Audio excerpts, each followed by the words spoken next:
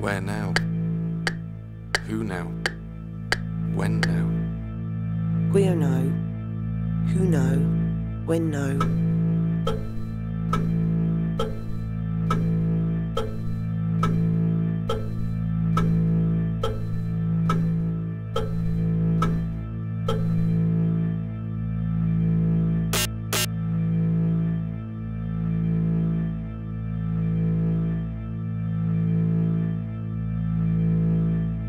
I shall not be alone in the beginning. I am, of course, alone. And how can one be sure in such darkness? I shall have company in the beginning, a few puppets. Then I shall scatter them to the winds if I can.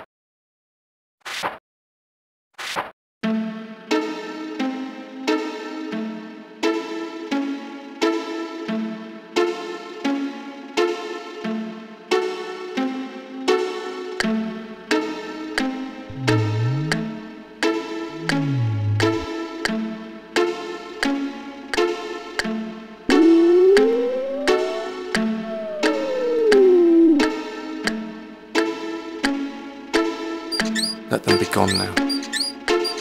No one wheels about me. Never anyone but you. Talking to you about you. The breath fails, it's nearly the end. The breath stops, it's the end, short-lived. I hear someone calling me. Malone is there. Of his mortal liveliness little trace remains. He passes motionless. He passes without a word. I see him from the waist up. He stops at the waist, as far as I'm concerned. The trunk is erect, but I do not know if he's on his feet or on his knees.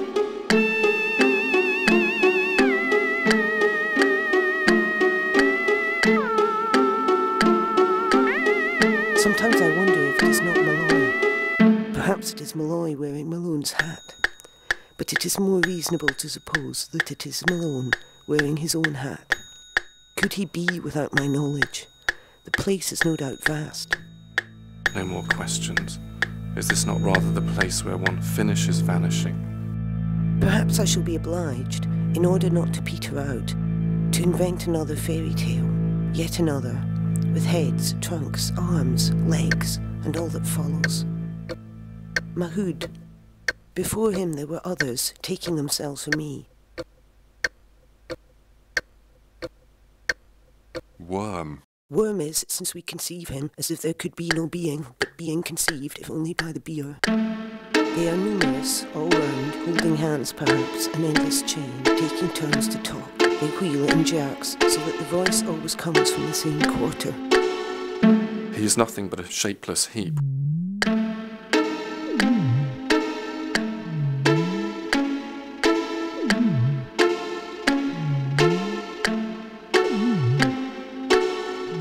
Somewhere in the heap, an eye, a wild equine eye, always open. They must have an eye. They see him possessed of an eye. But often they all speak at once.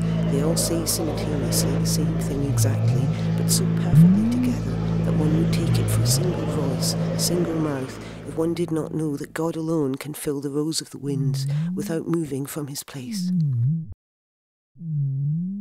Or perhaps one day they will leave him in peace, letting go their hands, filling up the holes and departing. And now that's enough about them, their usefulness is over. No, not yet. Let them stay. They and kindred puppets. Gaffs, hooks, barbs, grapnels, within reach, home at last, use alone and mute, lost in the smoke. It is not real smoke, there is no fire, no matter, strange hell that has no heating, no denizens. Perhaps it's paradise, perhaps all is possible.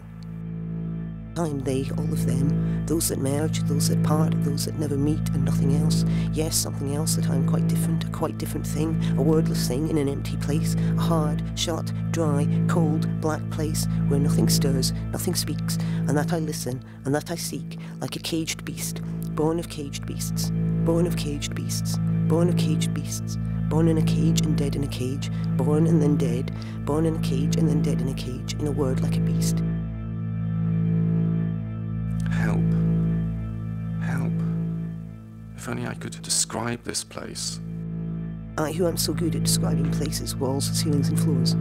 If I could put myself in a room, that would be the end of the wordy-gurdy, even doorless, even windowless, nothing but for the surfaces, the 6 surfaces. If I could shut myself up, it would be mine. Words falling. Drops of silence through the silence. Perhaps that's what I am, the thing that divides the world in two. On the one side, the outside, on the other, the inside. I'm neither one side nor the other. I'm the partition. I have 2 surfaces and no thickness.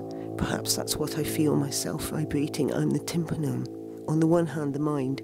On the other, the world. I don't belong to either. No, that's not it. No more stories from this day forth. And the stories go on, it's stories still, to pass the time, as time didn't pass. Seeking the cause of talking and never ceasing. Finding the cause, losing it again, finding it again, not finding it again. Seeking no longer, seeking again, finding again, losing again, finding nothing, finding at last, losing again, talking without ceasing, thirstier than ever, seeking as usual, losing as usual, blathering away. There is silence from the moment the messenger departs until he returns with his orders, namely continue. For there are long silences from time to time. Then I hear them whispering, some perhaps whispering. It's over, this time we've hit the mark. And others will have to go through it all again, in other words, or in the same words arranged differently. There was never anyone, anything but me, talking to me of me, impossible to stop, impossible to go on, but I must go on, I'll go on, without anyone, without anything, but me, but my voice. That's to say I'll stop, I'll end, it's the end already, short-lived. Where I am, I don't know. I'll never know. In the silence, you don't know. You must go on. I can't go on. You must go on. I'll go on.